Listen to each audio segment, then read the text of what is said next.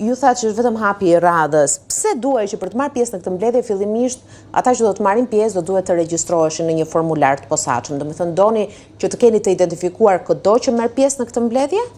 Jo, nuk ishte kjo arsye. Arsye ishte shumë e thjeshtë. E para një herë sepse na të shesh për ditë ju keni parë janë 5 deri në 10.000 veta dhe normalisht nuk ka sa në botë i nxë.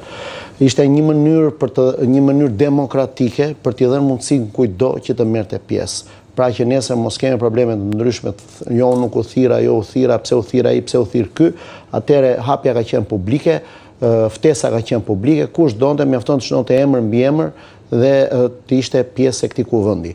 Kjo ishte arsye kryesore, nuk ka asnjë lloj arsye për identifikim në një, ne njerëzit I njohim vetëm 49 ditë atje në shesh që pak a shumë të gjitha fytyrat I njohim, na njohin, kështu që është më se normale që kishte thjesht një regjistrim për të marrë pjesë, asnjë gjë më shumë. Po I dhja një tani në faqen zyrtare të kryeministrit Rama, I cili her pas here ka nga një koment apo nga një status për protestën, për njerëz posaçëm mes protestuesve, emra të përveçëm dhe shoh që të paktën në orët e fundit ka vetëm inaugurime, sezon turistik, ndërkohë që shumë aktiv kohët e fundit në rrjetet sociale sa I takon edhe protestës është vetë Ministri I Turizmit Blendi Goxha, I cili një ditë më parë bëri edhe një raportim të numrit të turistëve për muajin qershor, ku ka një rënje të lehtë në krahasim me majin, edhe pse në rritje numri I turistëve nga qershori I vitit të shkuar dhe kjo për shkak të situatës jo të qetë në Shqipëri për shkak të protestave. Si I keni parë reagimet e tyre, zoti Xhamali? Pra kur ju kërkoni dorëheqje të kryeministrit Rama dhe për të vijuar më pas me hapat e tjerë, por përkundër kësaj shihni këto reagime nga ana e zyrtarëve të qeverisë dhe nga ana e vetë Ramës, është një lloj injorimi që I bëhet protestës, një lloj tallje që I bëhet protestës, apo e shihni që në këtë reagim Rama e gjen veten në vështirësi? Siç e tha tash ju, ne shikojmë vetëm që ai ka frikë. Dhe kjo është më se e dukshme, sepse ai ka filluar të merret personalisht me çdo person që është në atë protestë. Dhe kjo është një formë intimidimi që ky regjim po bën mbi këta njerëz, mbi këta protestues që duhet ta themi dhe ta theksoj disa herë, nuk është e vërtetë që numrat e turistëve kanë rënë. Ne kemi gajturët, po I bien turistët në protestë, po u shpjegojnë çfarë po ndodh. Pra ne kemi grupe të gjithë turistësh që vinë në protestë. Pra protesta në vetvete është bërë ajo reklama turistike më e mirë e vendit tonë. Turistë nuk quhen vetëm ata që vizitojnë Tiranën, ëh? Jo, patjetër, por të gjithë dhe ata turistë janë. Pra unë nuk shoh një rënje të numrit të tu, përkundrazi. Kryesisht nga vendet e rajonit, nga fqinjët tanë. Jo, ne kemi në protestë aty na kanë lloj-lloj turistësh, të cilët vinë dhe kanë dëshirën e tyre, sidomos ajo pjesë e marshimit, që është pjesa më e bukur e gjithë protestës, ajo I merr gjithë turistët me vete, I mbledh kudo që janë nëpër bulevard dhe I merr xhiro nëpër blok apo nëpër rrugët e Tiranës.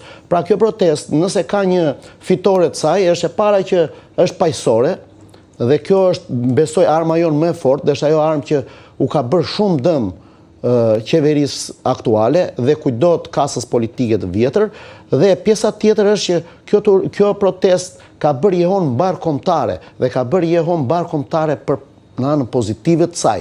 Pra në asnjë moment nuk e kam parë apo nuk është perceptuar si negative. Kështu që ministrin për mendimin tim do të shikojnë çik ato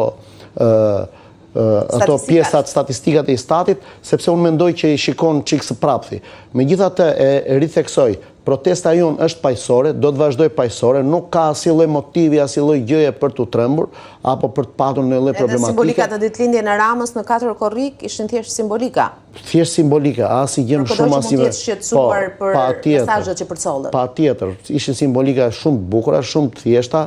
Mendoj që ishin të përshtatshme për kohët që ne po kalojmë sot dhe nuk kishte asnjë lloj problematike. Protesta u zhvillua e qetë.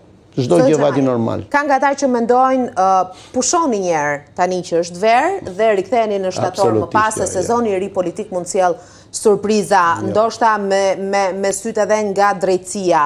Çfarë do të bëni? Ka një vendimarrje sa I takon këtyre ditëve të nxehta të fund korrikut? Patjetër. Dhe kushti? Vendimi jonë në unanim është që ne protestën do ta vazhdojmë për ditë. Çdo ditë ne do jemi aty deri në rrëzimin e qeverisë. Ne nuk e lëshojmë sheshin. Sheshi është joni, ne do të dalim për ditë përpara kryeministrisë. Me që përmendet Spakun, dua t'i bëj një thirrje Spakut që të vazhdoj sa më shpejt me hetime, se kemi vënë re një ngadalësim të këtyre hetimeve. Nuk të shikojmë një përgjigje, vetëm 49 ditë protest, dhe nuk shohim asnjë hap nga Spaku. Ne Spakun e përgëzojmë për punën e mirë që ai ka bërë, thjesht i kërkojmë që të jetë pak më i shpejt në vendimet e tij.